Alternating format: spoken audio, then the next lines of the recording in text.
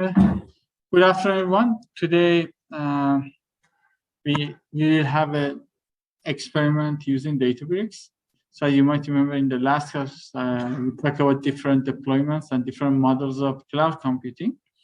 So one of them having a public cloud, and you just use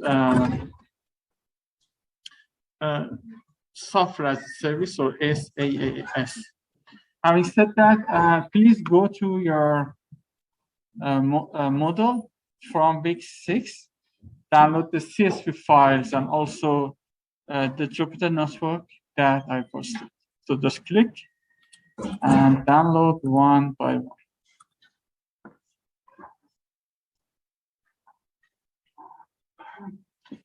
After downloading them, please go to Databricks. Hopefully you watched the video that I posted about how to make a Databricks account, the community version. So then sign in.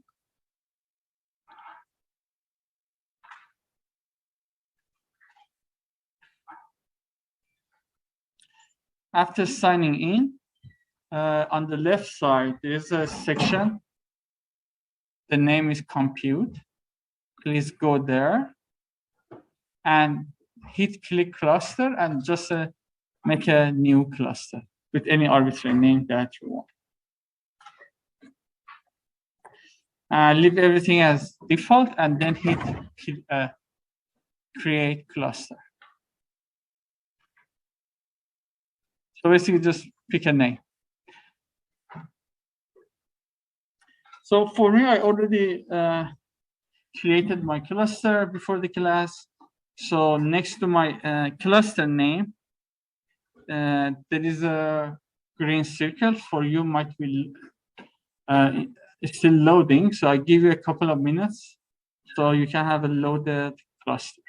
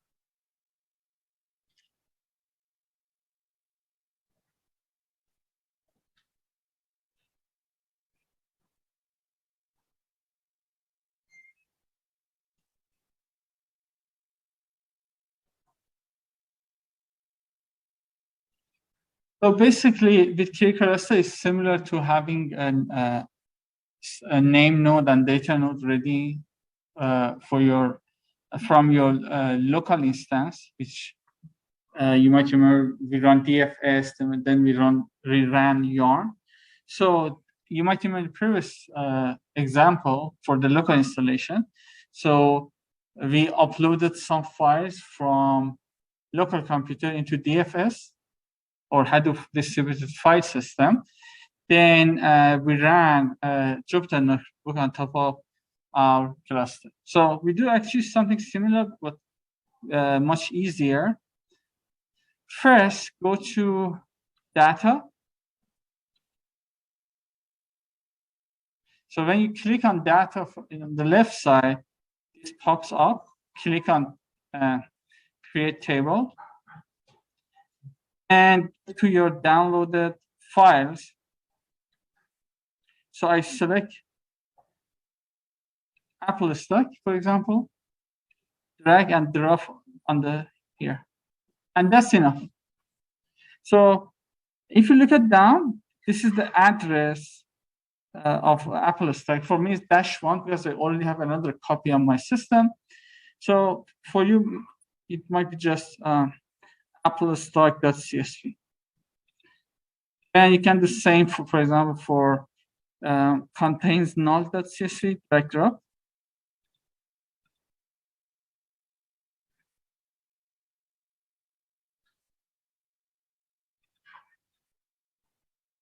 So here you should you see the address on your local system. Also, as you know, I already developed a Jupyter notebook, so you also need to bring your Jupyter notebook into the Databricks environment. Yes?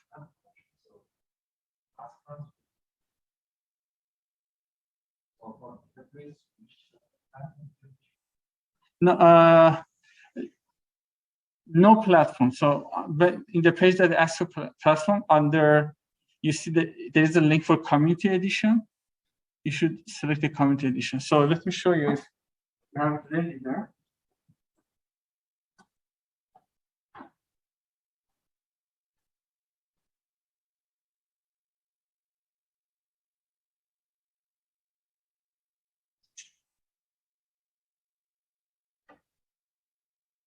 This gray link. Yeah. This is the change the location. It's just pretty much straightforward.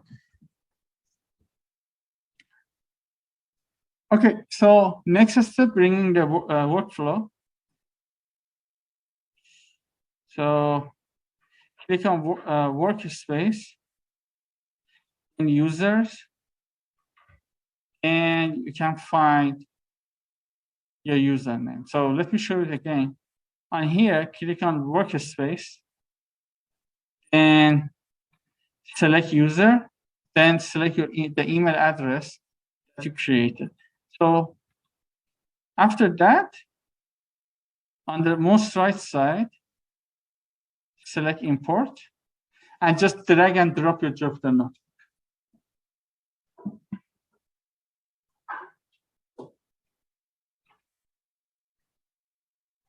So this is my Jupyter notebook that I just downloaded from Moodle, drag, and just drop there. So yeah, my mouse doesn't help, but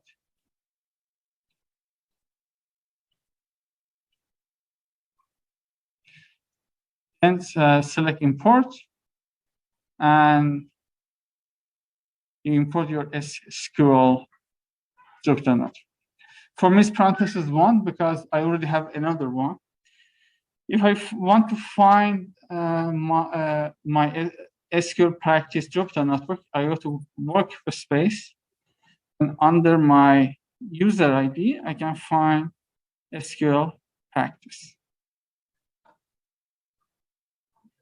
Yeah. Workspace. And users, your email address, then just click on import. Okay, what's your question? Also, using your index for our project, if you have to create visualization that we did last semester using Tableau, Yes, yes. So in one of last session, I show you how to do some simple visualization through Jupyter Notebook of Databricks. But if you use Amazon or local installation, so you have more flexibility in terms of visualization. But with Databricks Notebook, you also can have some visualizations.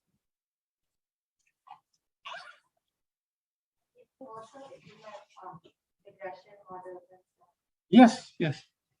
We do machine learning using Databricks environment.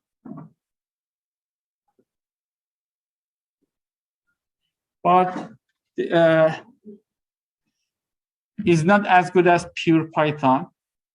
It has some limitation because it's designed for big data sets. So it's not as complete as Python.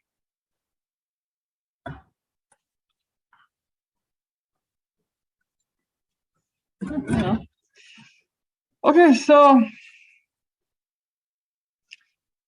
now we have our cluster, we have our data, and we imported our Jupyter Notebook. So when you open your Jupyter Notebook, on the top left, you should identify the cluster that you're working by clicking on that arrow button and just pick my cluster. So as you see now, my cluster name is on top left.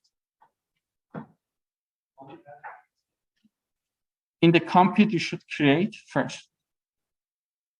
So click compute and then just pick the name. Any name is fine? Yeah.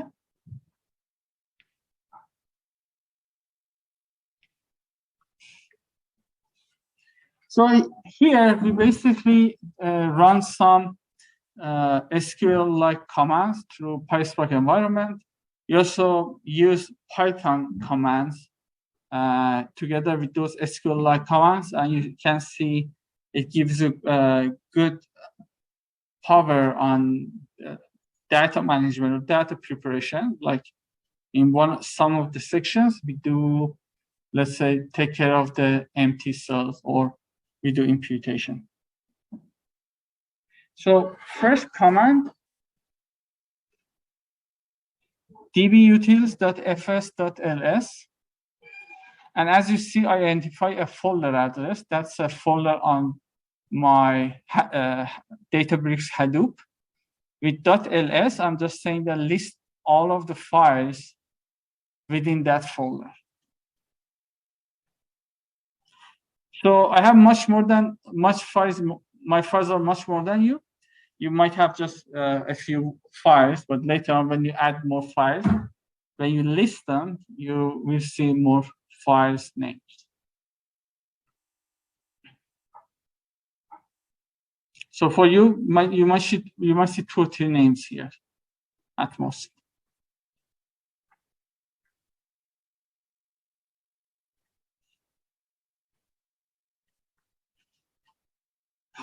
So next command, if you look at the snippet, so it's from PySpark.sql, import a Spark session.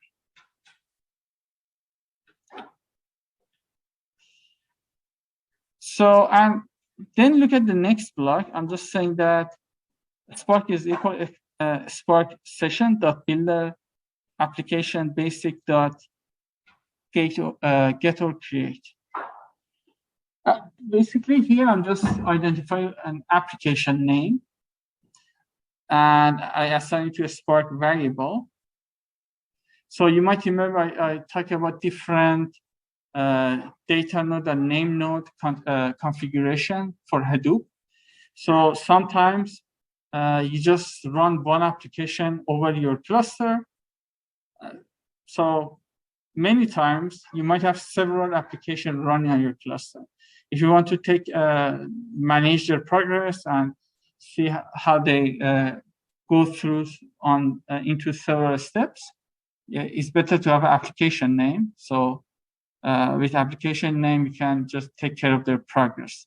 Here, for Databricks Community Edition, we just have one cluster, one application. So here maybe it doesn't make that much of sense to have application name because there's just one, but it's still a good practice to create your application name.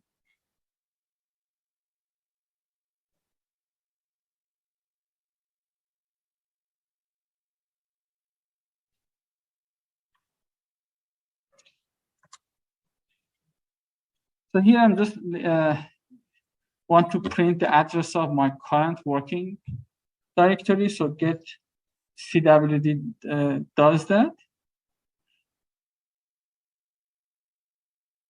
So Now I'm going to just import one of the data set. It was a JSON file with the name of people. So as you see, read.json. So I do it on top of my Spark session and assign that JSON file to a new variable of data. With data.show method, I can just have a snapshot from my data. So you don't? Let me see.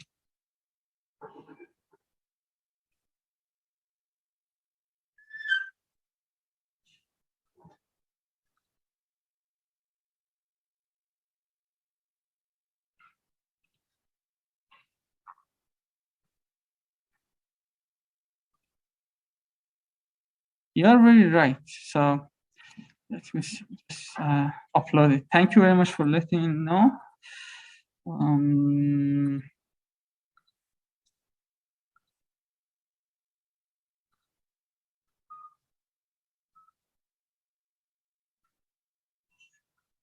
Sorry, guys, I just uploaded the people.json.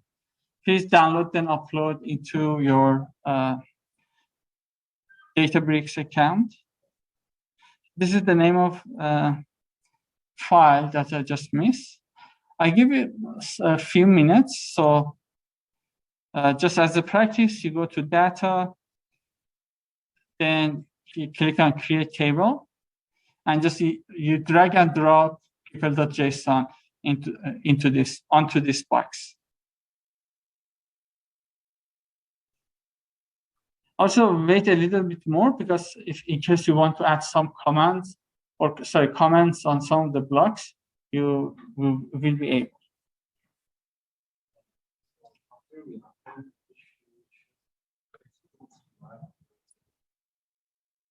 Huh?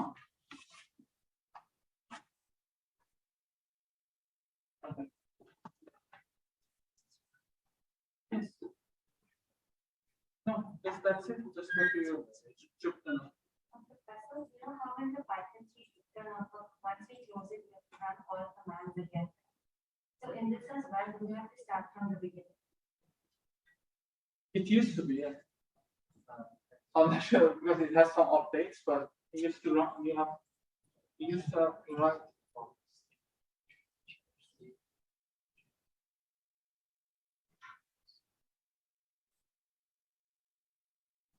Writing. But I said I didn't have to execute structure files. You haven't? No. Oh, that's good. Okay.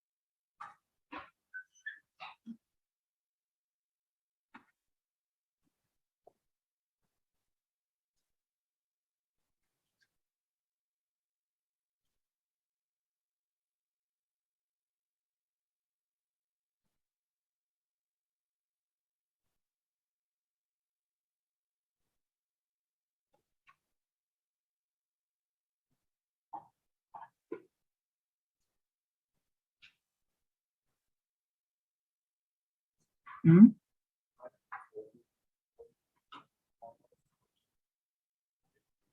Okay. So you cannot? Okay, let me see.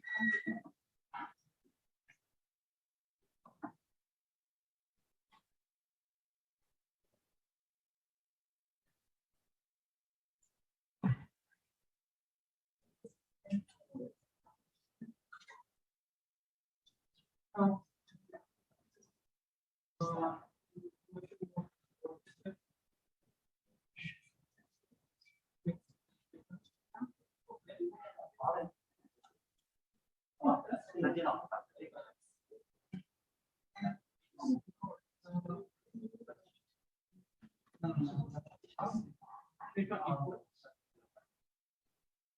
not drag and drop here.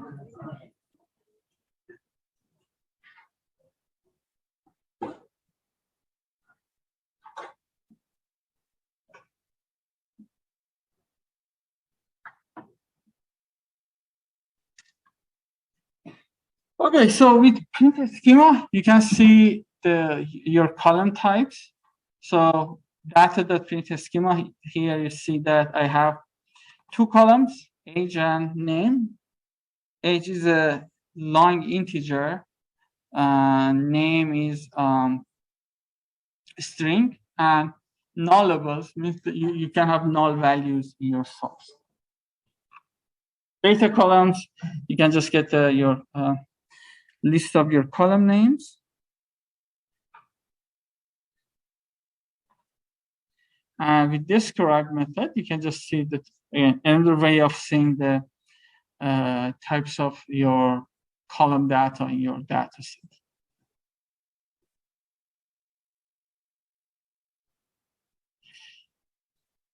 If you add show to your describe, it just show you some basic statistics of your data set, such as mean, standard deviation, mean, and max.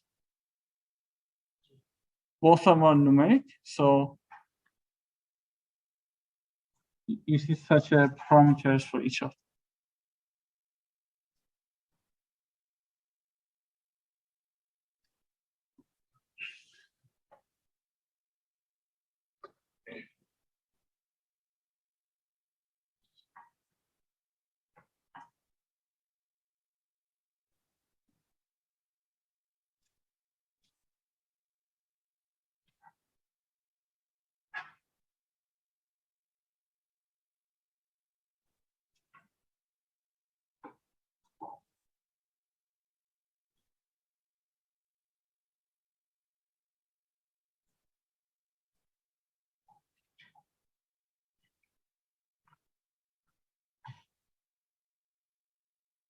Later, I'm going to work with some packages. So from PySpark types, I'm importing struct field, struct type, integer type, and struct type.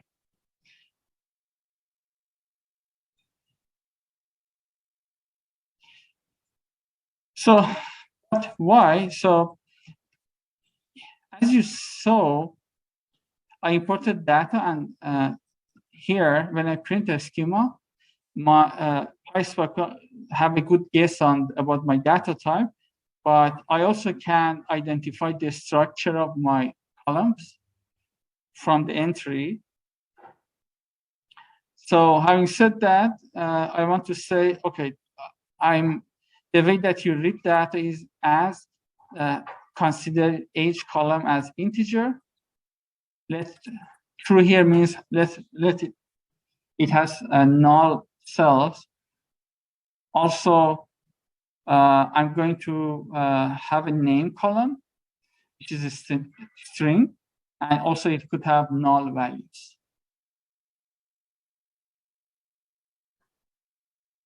So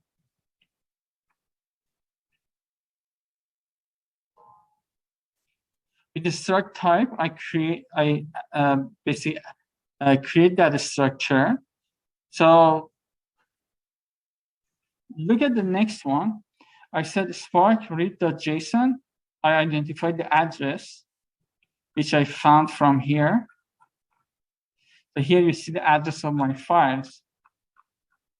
One of them is this address, and also I'm saying this time when you input the data, don't guess the column types.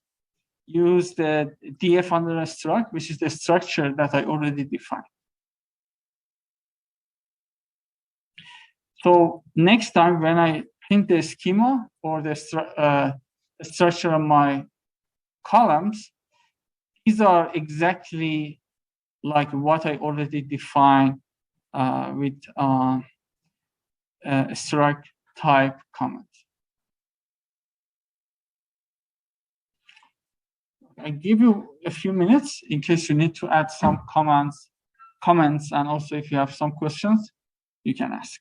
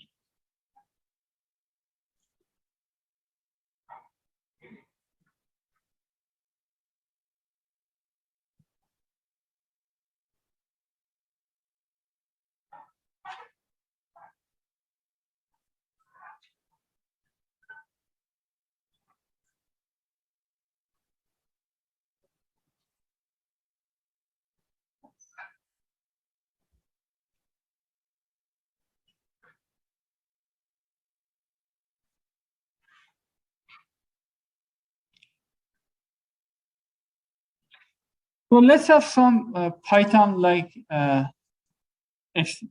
queries, look at them. So as you see, with df bracket age, I can select the column that I want to work with.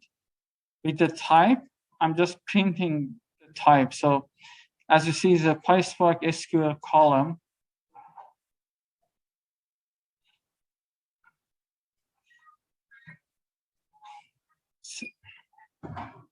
Besides, so since it's a SQL, PySpark SQL, you have some advantage of using SQL commands. Like here, just select, I can just pick the column I want to work with.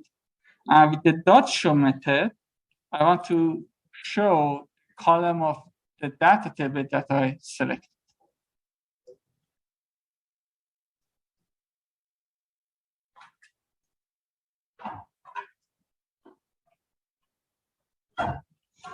With select method, you can select more than one column. Like here, I select age and name, but in order to print them, you should use dot show method.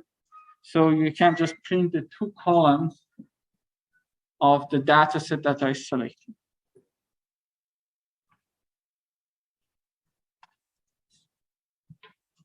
You can also do some column modification. Like here, see, I said from data frame, df, which is the data frame that I just imported, work with the column of, I want to create a column of h2, which is equal column of h from df, which is my data frame, multiplied 2, and with dot show, I see my new data frame that has added column of h2. Since I didn't save this multiplication on to a set to a one variable, when I again do df.show, it doesn't show the column that I created before, because in the previous block I just run a command, I just ran a computation, but I didn't save.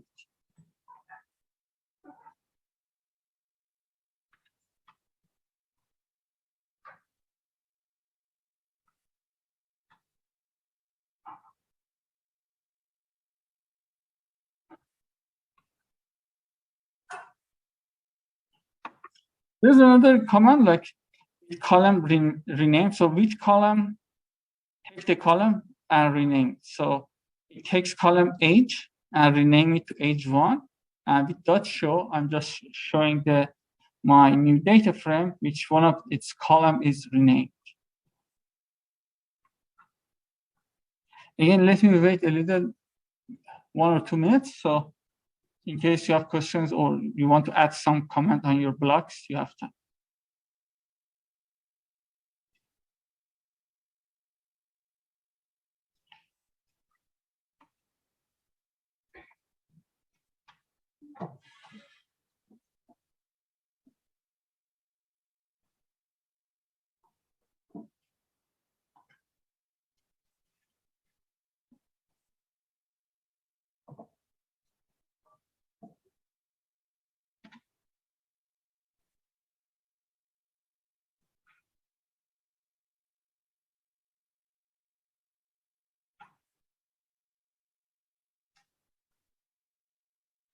Yes.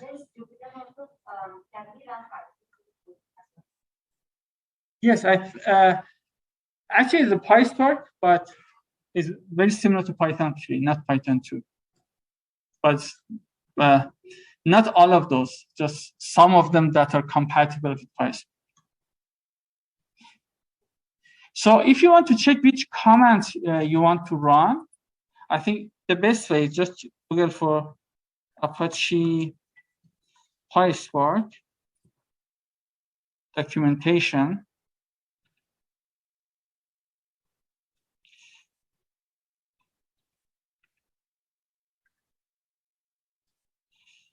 And let me see.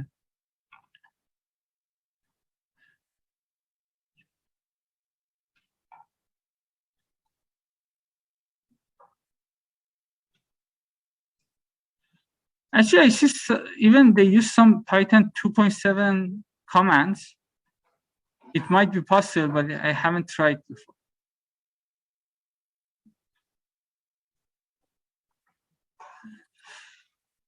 PySpark.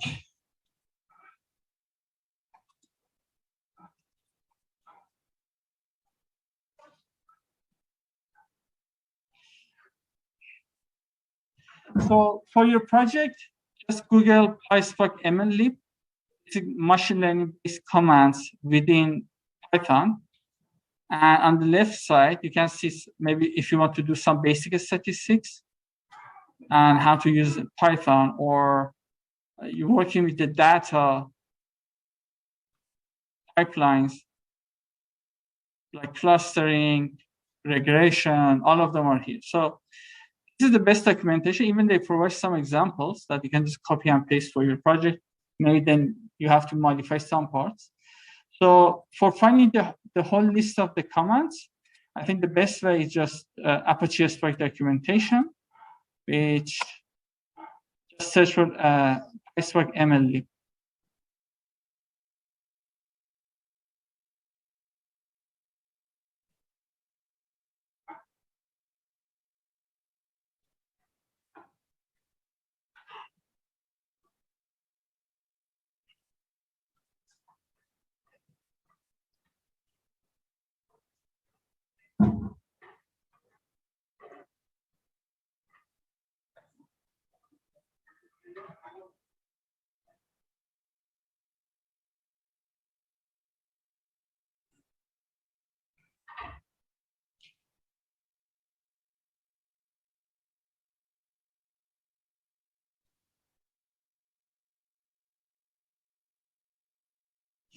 So in the next blocks or snippets, we want to use our previous SQL knowledge and use it for data management here.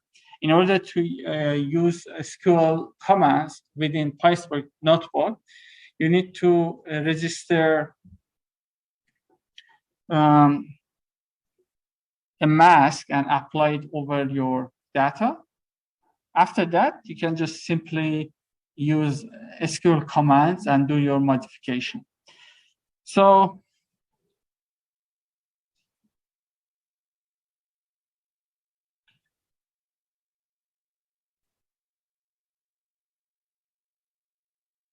as you see, I'm making a temporary view of price.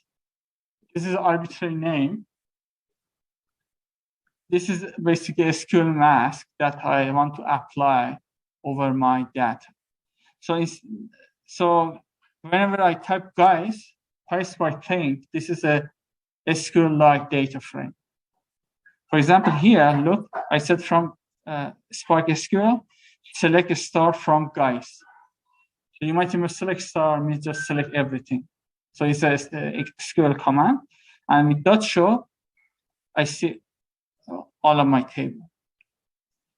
So again, if you want to incorporate your SQL knowledge, this is the way that you should go through. So just register mask. Then within the mask, just apply SQL commands on top of your mask. So here is another SQL command. So I'm just saying that select star means select everything from guy's mask where age more than 25. So there's only one observation that its age is more than 25.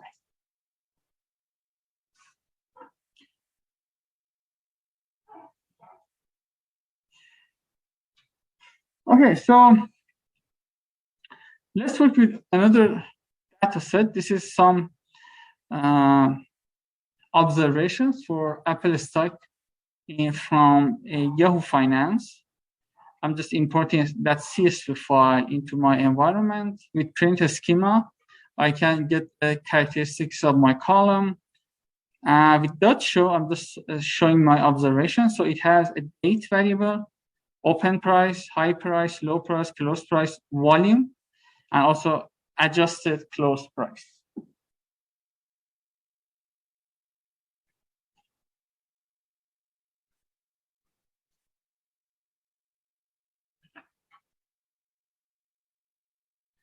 here I'm doing a filtering. So again, you don't have to mask SQL. You don't have mask SQL on top of your data. Like with the filter method, you can just easily filter out your observation, which in here, I'm just saying that I want every observation of Apple stock, which is open price, is more than 300.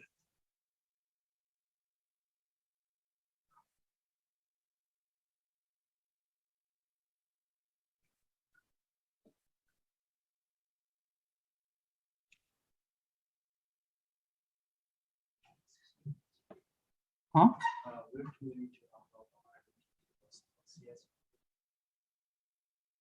I mean, you should already upload in your data set. So if you have it in, if you have it in Databricks, when you run this block, you shouldn't get any error and you should be able to see.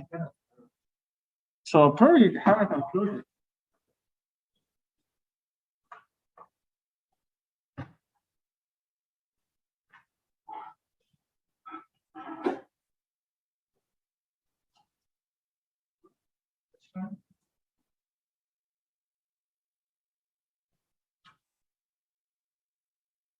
Okay, go first block.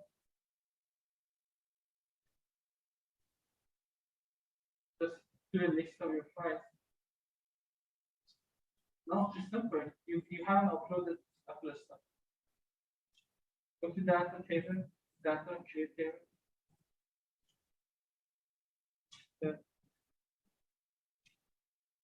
Now you should be able to run that.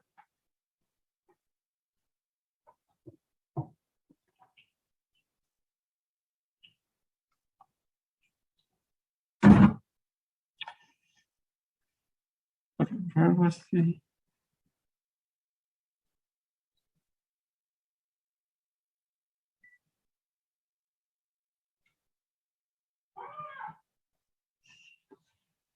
Okay, new command. So I'm doing two filtering. One filter is having open price more than 300, and the second, I'm going to just select open price and high price.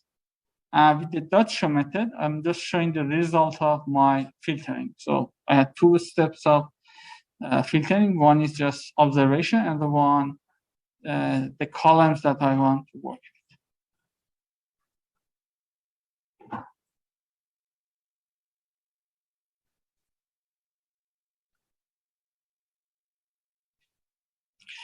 So next block is exactly to the previous one. Previous one has more similarity with the SQL. So look at the second one. And second one, I'm not typing open more than 300. I'm just saying stock bracket open, which I identifying my whole of column more than 300. Select open and high process. So these two are exactly equivalent. One is more look like a Python code. The other one is more look like a SQL code. But the result is same. You don't have to have everything. If you're comfortable with Python-like codes, that's fine. If you are happy to work with SQL-like commands, that's fine too. But as you see, the result of these two are exactly the same.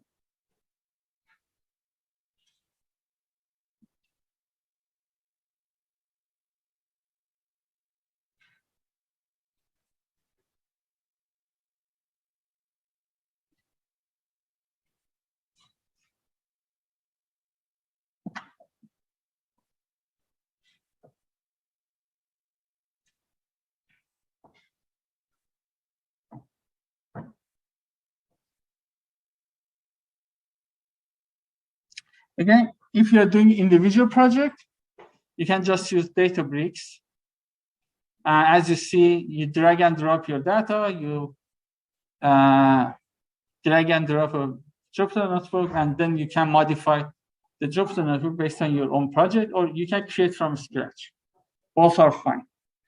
If you're in the, if there's more than one student in your group, you have to use two platforms. Maybe one could be local installation and doing Jupyter notebook over that. I think it's pretty much similar to this one, but you have one extra step of adding your data into Hadoop. Then from Hadoop, you should you should access from Spark to PySpark Jupyter Notebook to that Hadoop files. Here is much easier, just drag and drop, and that should be fine. And also, you need to share your codes over GitHub and do a collaboration over GitHub too, if it's a group project.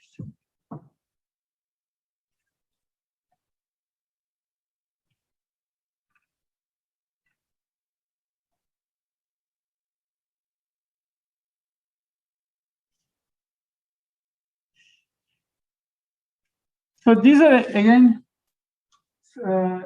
doing some data management tasks over PySpark.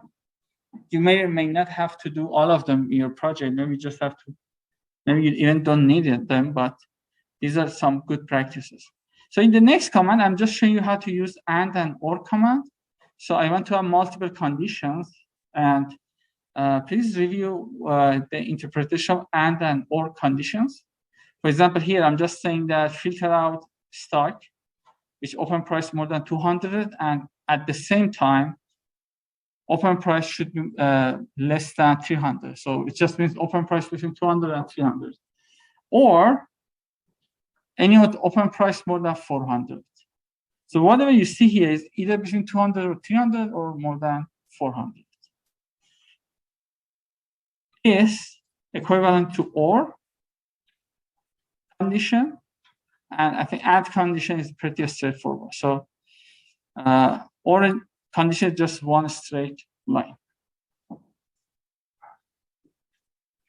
So in the next block, I just want to show you not command. So open price more than 200. This symbol means not. I'm just saying open price shouldn't be more than 250 and should be more than 200. So it just means open prices between 200 and 250.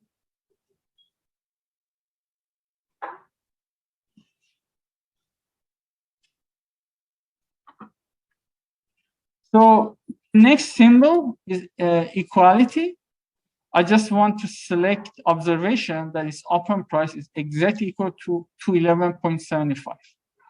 And as you see, I just have one observation.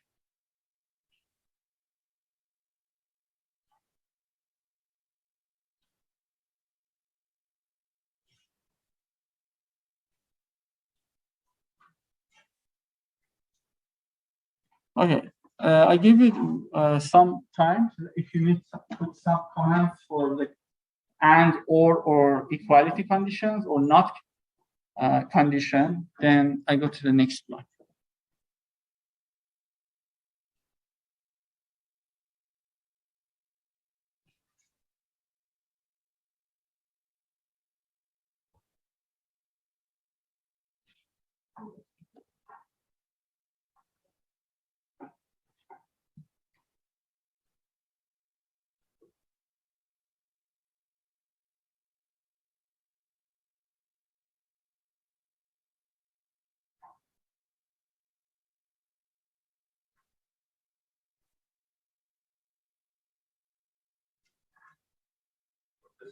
Yes. Why there in command 31? Okay, let's see.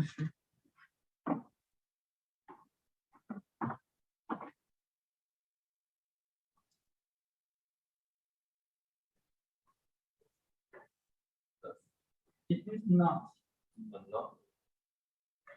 More than 200 and not more than 250. So not more than 250 means less than. More than 200, so every open price that you see here is more than 200 and less than.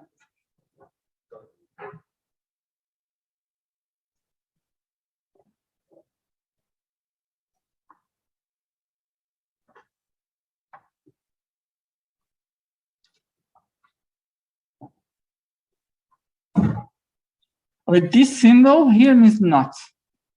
In the block 35, so as you see within parentheses, I said more than 250. When I put not symbol before parentheses means the opposite condition, which means less than 250. Yeah, if you think you forget, I mean, later you can watch video at the same time. You can just add some comments. So next time when you see the block, it makes much more sense.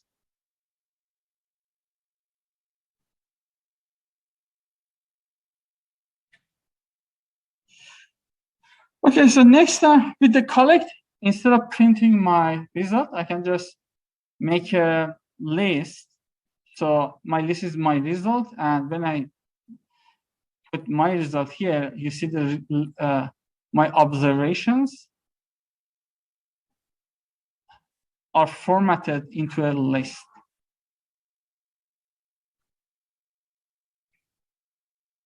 With as did, I can just convert it my list. Yes. So that's just the block collect just puts it into a List. list format. Yeah. So suppose we select multiple, so does it create a multi-list, many lists, so does it put all of them in a single list? Like you've given stock open equal to 11.75. Suppose I give multiple of them, like multiple values, 211, then 250. I'm selecting many of them. So will it create many lists or put it all in a single? We can see. So I'm not sure if I got your point. So you like here you have multiple results, yeah.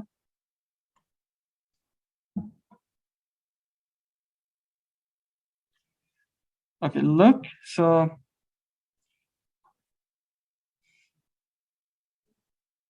it has a tuples list of tuples.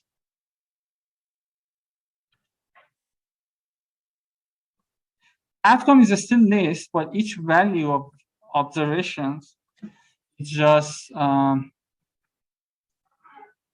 located within one tuple. So when here, look, this is a list, but that row is in the tuple. So it's the reason I'm selecting from my list, I'm selecting location 0 means the first element in my list, and just print out as a dictionary.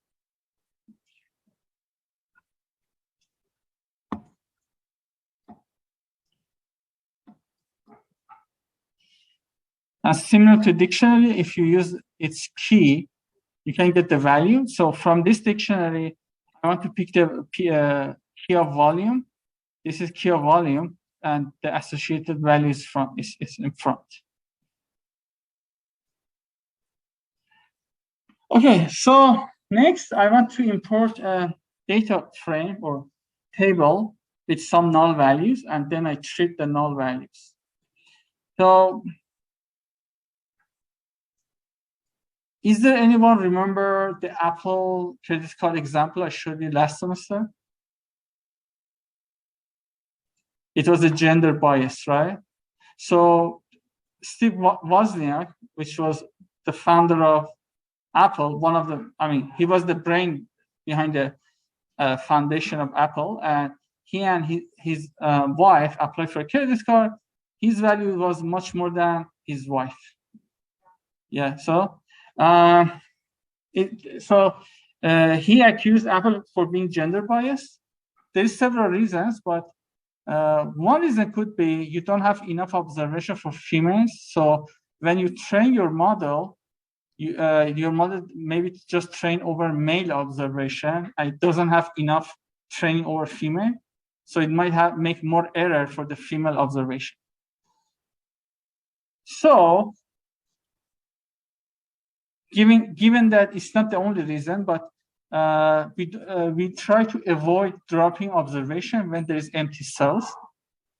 Let's say there is one question or one column which for most of females are empty. Maybe somebody asked their weight, so I don't think even for male, maybe they don't answer it, but might be some question or some information that's not that much available. So if you drop the observation, you might drop so many observations from one category, which you might just lose those information, and you might train a biased model. So let's look at this video. It's about biasing our models, and So basically here, it just saying it may not be, maybe nobody just look at the data, they just train a model, and the model was like a robot.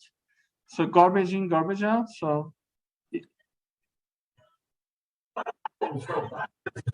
the company's new digital credit card of gender discrimination. Apple produced the card in August, partnering with Goldman Sachs as the issuing bank. Applicants go through a credit approval process. Last week, one tech entrepreneur said the algorithms being used are sexist. Apple co-founder Steve Wozniak tweeted that he had 10 times the credit that his wife received, even though they have no separate accounts or separate assets. Apple deferred to Goldman Sachs, which tells CBS News, quote, our credit decisions are based on a customer's credit worthiness and not on factors like gender, sexual orientation, or any other basis prohibited by law. CBS News contributor and Wired's editor-in-chief, Nick Thompson, is here. Some pastor might ask the old things you apply for a credit card, and somebody says, find a desk that looks over your application. How computers do it. This computer system is flawed. It could be flawed.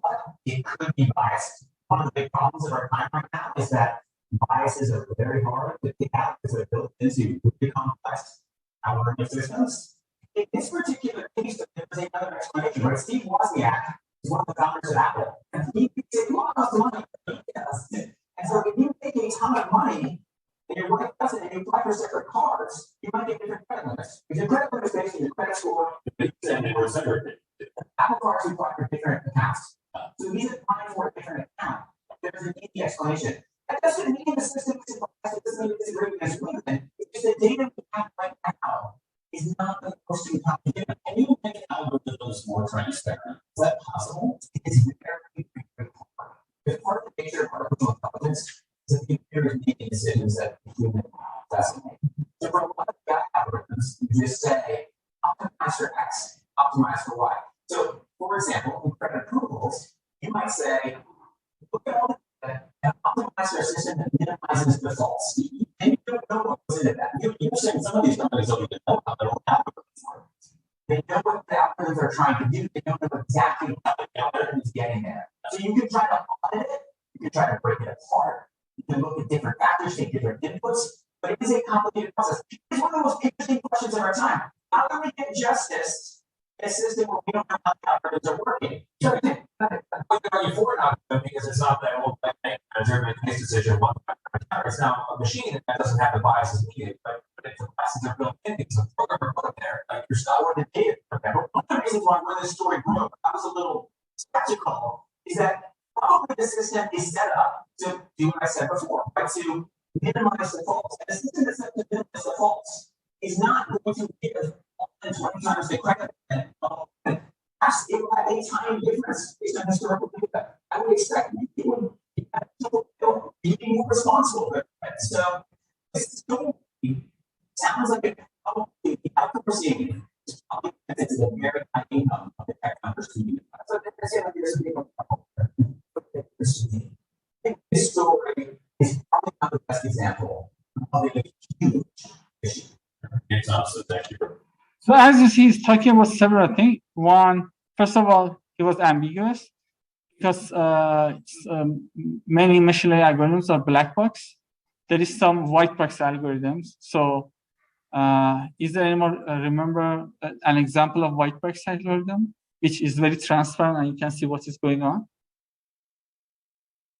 So decision tree and regression is one of them. So decision tree, you see the rules, and maybe with looking at the rules, maybe you try to, you can observe if there is some kind of discrimination. Similar to regression, but like neural network, and you name it, there is so many black box algorithms. So one issue is that. The second is input, which is not even sure about that. So if you have bad inputs or the input that is biased, there is more likely you have a biased model. So having said that, maybe for your project, I expect you guys try to see if there's a bias in your predictions or not. Besides, if you can try to improve it, maybe using different algorithm to see if the result is less biased or not. But for the input parts, we try to have the good amount of observations, and also even if you see a null value, we try to keep the column or observation. Unless it's necessary, we don't want to drop the observations or variables. Okay, so when I imported this data frame, as you see, with name, I have 2 empty cells. Under sales, I have 2 empty cells.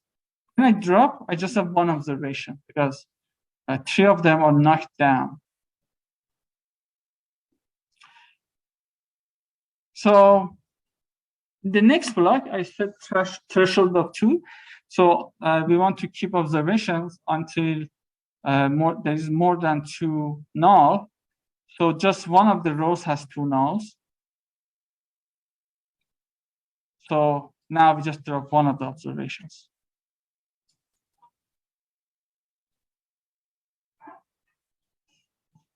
With all, I'm just saying that drop when all of the observations is empty, which is this one is good one, because if all of the observation is null, it's better to get rid of it. It doesn't make sense to keep that observation. But this one could cause some observations because we are losing some observation that could bring information.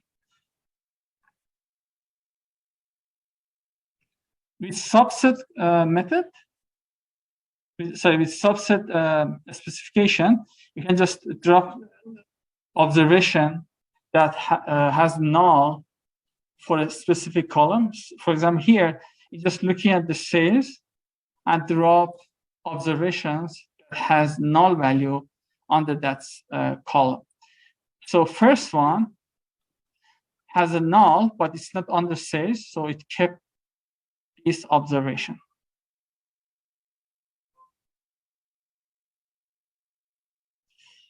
Okay, I give you just a couple of minutes if you want to add some comment on the blocks, then I go to the next one.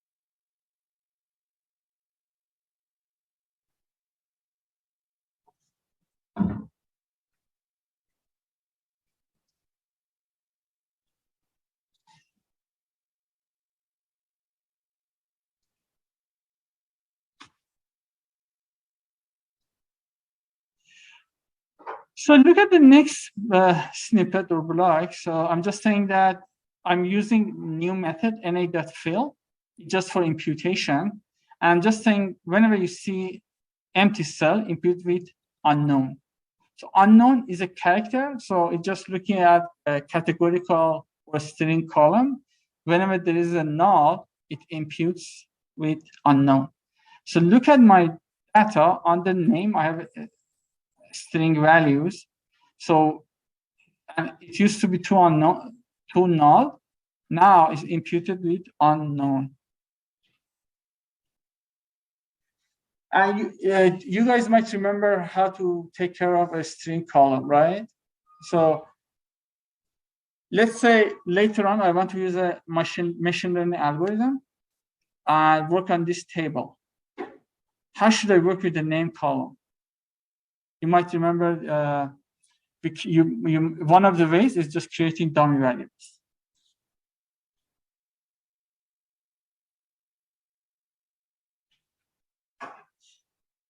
So in the next one, on top of na field unknown, I have another method of na field 0. So within na field parentheses, there is a numerical value. So it just means it just works on the numerical columns. Whenever it's null, it just impute with 0. So unknown for categorical or string column, and 0 for the numerical columns.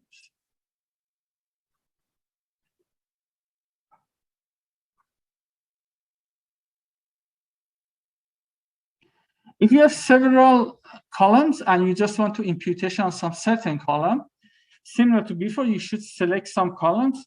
Here with subset,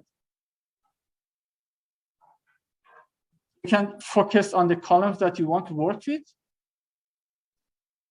And then you impute on with the NA field. So with the NA field, you also can identify the columns that you want to work with.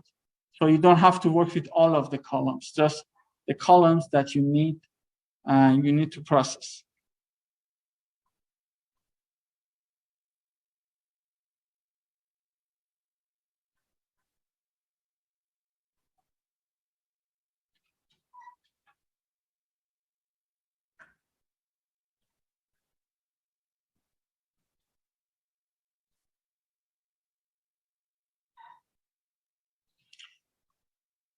One of the ways that you do imputation, instead of just putting a number like 0, maybe you can impute with mean, median, so on and so forth.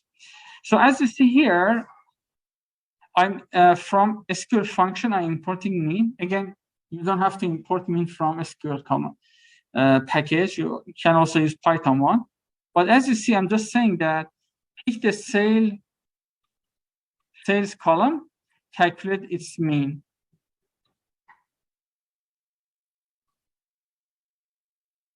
So IMP mean has the mean of the sales column, is 400.5. Now I have the mean of that column. In the next snippet, I'm with NA field I impute. Value this time is the mean that I just calculated here, and all of the null cells under sales column. As you see now, the first two was null, now imputed with 400.5, which is the mean that I already calculated in the previous block.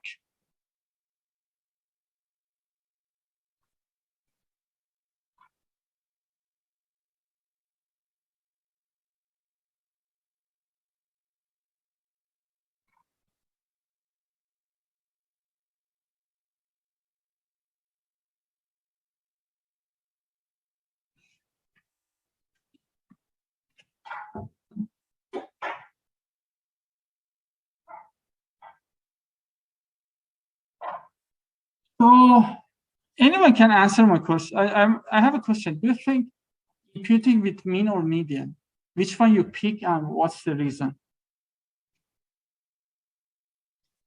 Let's say you have some empty cells for a numerical column. Here I use mean, but I also could use median. So can anyone tell me which one might be a better option?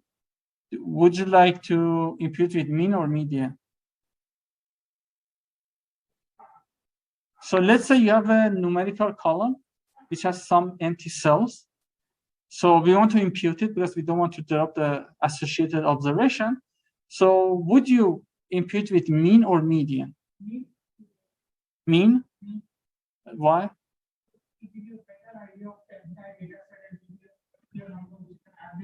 Okay. What's your reason? Also, that is where I have really the last. It will be taking the average of all the data in that column, but also median.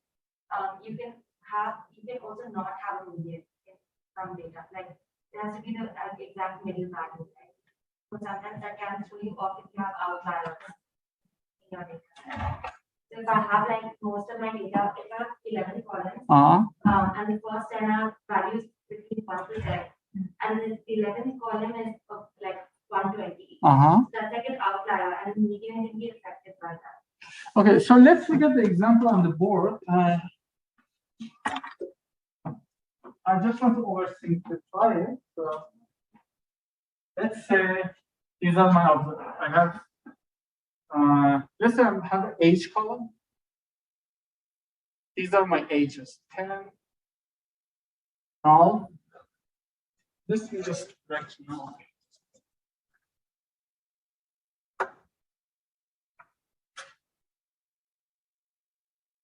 maybe 15, 4, now 1,000. Okay, here 1,000 is outlier, right? So what is the median here?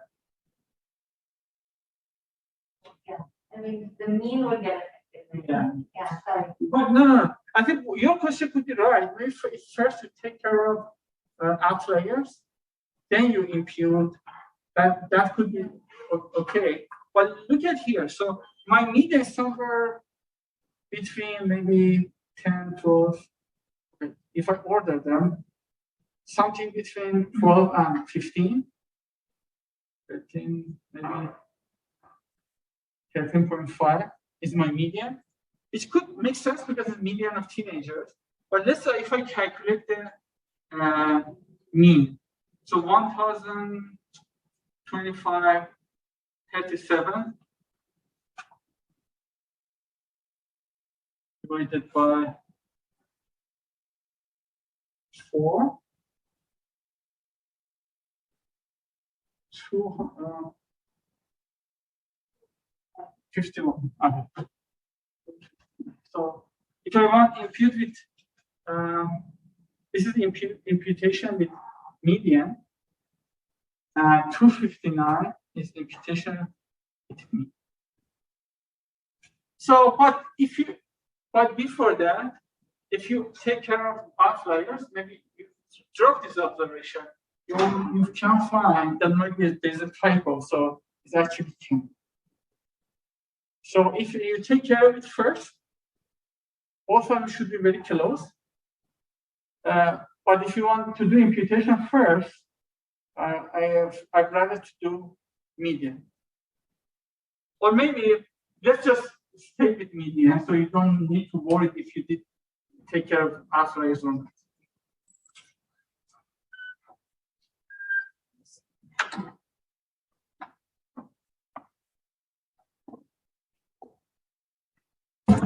Okay, now I just want to also show you some date commands. Here, I'm selecting date and close from show. So my date column is not in the numerical format. It's like 2010, January 4th. I think it might be international style date formatting. Maybe there is some monthly, weekly, or daily pattern. So you need to convert this column to the like a numerical equivalent. It could be the day of the week, could be year, month, or quarter. Having said that, I'm importing some package from Spark SQL, like day of month, hour of year, hour, day of the year, month, year. So these are some functions for converting this column to some numeric equivalents. For example, with day of the month, I'm convert that date column to which day of the month are located. Have you guys had some time series analysis before your program? Okay, so there is some certain daily, weekly, or quarter pattern. So, for example, if you are a bar owner, maybe on Wednesday, Saturday, and Sunday, or Friday, maybe you have more sales than Tuesday and Monday. So there is some day of the week pattern. Or quarters, maybe last quarter of a year, maybe you have more sales because we are near the New Year Eve, so maybe people do a lot of buying. So there might be some different patterns, daily, weekly, monthly, quarter. So here, I was opt maybe is a day of a month type of pattern, which I use it. Also, with the month function, I'm just looking at the month of the year or month pattern, maybe some certain month, I have a specific stock price.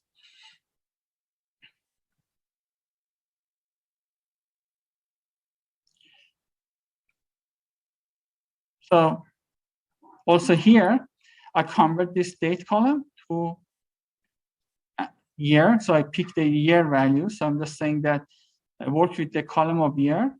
and the value would be, sorry, create the column of year, and the value would be year value of the date column. So date column, year function, so it gives me a year of the that day, that date.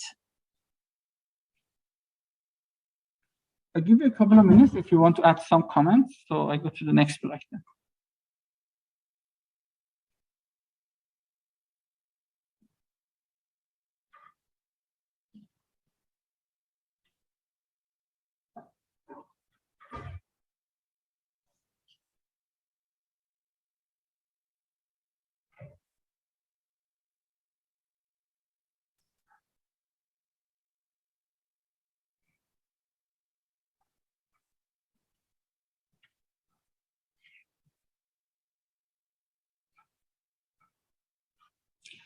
Okay, also, next block, I'm just working with the group by column.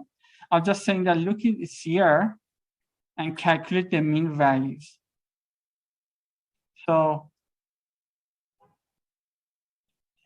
it's focused on year. So year used to be like 2000, some of them 2010, 2015. So for each category, it calculates the mean of other columns. So mean of open price, high price, low price, average, so on and so forth.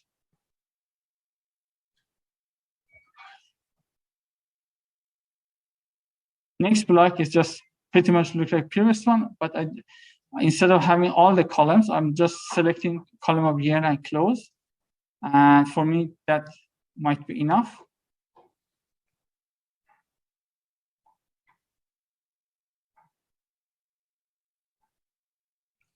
You also can select after calculating the group by. So first, I have the first select. I'm picking the columns that I want to work with. After group buying, I'm just picking the columns that I'm interested in, which is year and average kilo. So you can have select multiple locations.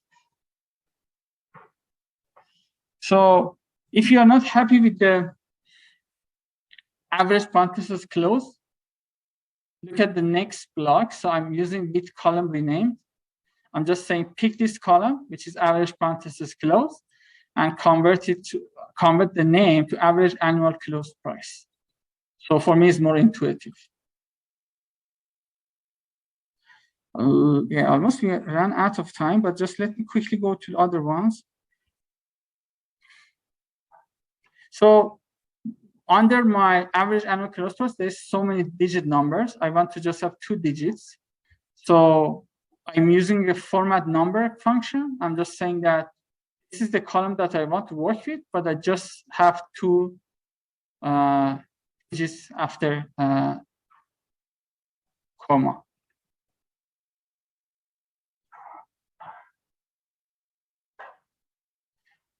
When I did that, it seems it is a very awkward name, format number parentheses average annual close price, comma 2. You can rename it, but also you can assign an alias name. So having a cuter column name, I'm just using alias function. I'm just with alias, I'm assigning a new name, which is smaller, shorter, looks better, to that line unintuitive name.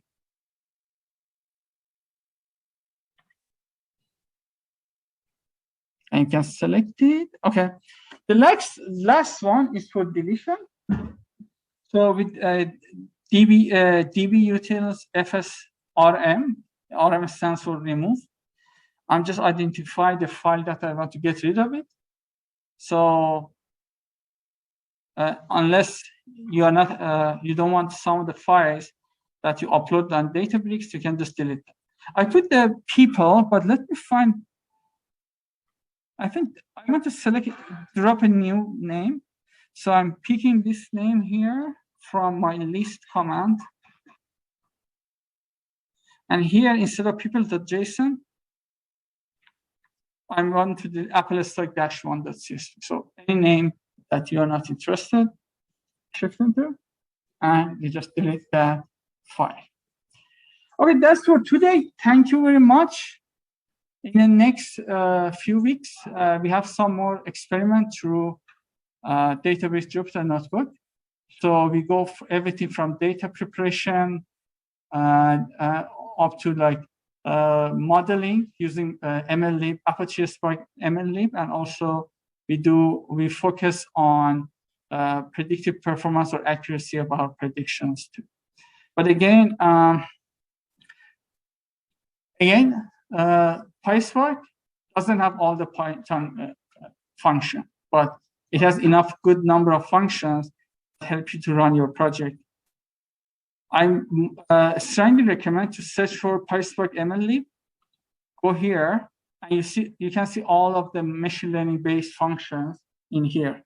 So I try to cover many of it, but if for your own need you need to learn extra commands or functions, come here. For example, for regression, you can even select tab and just copy paste on your project notebook, but probably you need to modify it. But as you see here, there's a good amount of examples and explanations, and each part, sometimes they talk about mathematical algorithms, kind of white box. Like for regressions, you can provide formulation and basically see under hood of your models. Okay, so that's for today. So let me take care of Atom.